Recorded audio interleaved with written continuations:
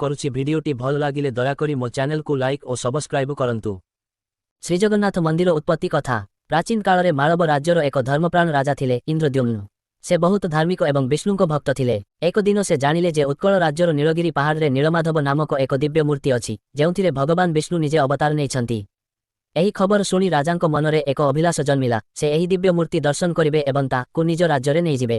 ରାଜା ଏହି ଦିବ୍ୟ ମୂର୍ତ୍ତି ଖୋଜିବା ପାଇଁ ନିଜ ବ୍ରାହ୍ମଣ ପଣ୍ଡିତ ବିଦ୍ୟାପତି ବହୁତ ଦିନ ଧରି ଏଠି ସେଠି ଖୋଜିଲେ, କିନ୍ତୁ ଏହି ମୂର୍ତ୍ତିର ଠିକଣା ମିଳିଲା ନାହିଁ।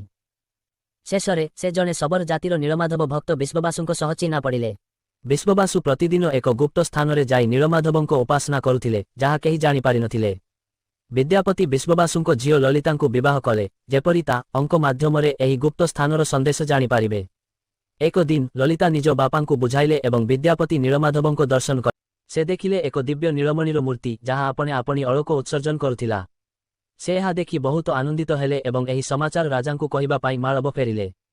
ନୀଳମାଧବ ଅନ୍ତର୍ଧାନ ଓ ଦାରୁବ୍ରହ୍ମ। ଇନ୍ଦ୍ରଦ୍ୟୁମ୍ନ ରାଜା ଏହି ଖବର ଶୁଣି ଖୁସିରେ ନୃତ୍ୟ କଲେ ଏବଂ ଦଳ ବଳ ସହିତ ଉତ୍କଳ ଆସିଲେ। କିନ୍ତୁ ସେ ନୀଳମାଧବଙ୍କୁ ଖୋଜିବାକୁ ଗଲେ ଦେଖିଲେ ଯେ ମୂର୍ତ୍ତି ଅନ୍ତର୍ଧାନ ହୋଇଯାଇଛି। ରାଜା ବହୁତ ଦୁଃଖିତ ହେଲେ ଏବଂ ଉପବାସ କରି ଭଗବାନଙ୍କୁ ପ୍ରାର୍ଥନା କଲେ। ଏକ ରାତ୍ରି ସେ ସ୍ୱପ୍ନ ଦେଖିଲେ ଯେ ସମୁଦ୍ର କୂଳରେ ଏକ ବୃହତ୍ତ ଦାରୁବ୍ରହ୍ମ ଭାସୁଛି। ଅନ୍ୟଦିନ ସେ ସମୁଦ୍ର କୂଳରେ ଗଲେ ଏବଂ ସେହି ଦାରୁ ନେଇ ମୂର୍ତ୍ତି ନିର୍ମାଣ କରିବାକୁ ଲାଗିଲେ। ଏହି ଦାରୁରୁ ଶ୍ରୀଜଗନ୍ନାଥ, ବଳଭଦ୍ର ଏବଂ ସୁଭଦ୍ରାଙ୍କ ମୂର୍ତ୍ତି ତିଆରି ହେଲା। କିନ୍ତୁ ଏହି ମୂର୍ତ୍ତି ଅନ୍ୟ ସମସ୍ତ ଦେଉଳର ମୂର୍ତ୍ତି ପରି ଅନ୍ୟ ନଥିଲା। ଏହି ମୂର୍ତ୍ତିର ହାତ ଓ ପାଦ ଅପୂର୍ଣ୍ଣ ରହିଗଲା। ଏହି ଅବସ୍ଥାରେ ରାଜା ଅବାକ୍ ହେଲେ, କିନ୍ତୁ ଏକ ସ୍ୱପ୍ନରେ ଭଗବାନ ଜଣାଇଲେ ଯେ ଏହି ଦିବ୍ୟ ରୂପ ନିଜେ ନିର୍ମିତ ହୋଇଛି ଏବଂ ଏହିଭଳି ରହିବ।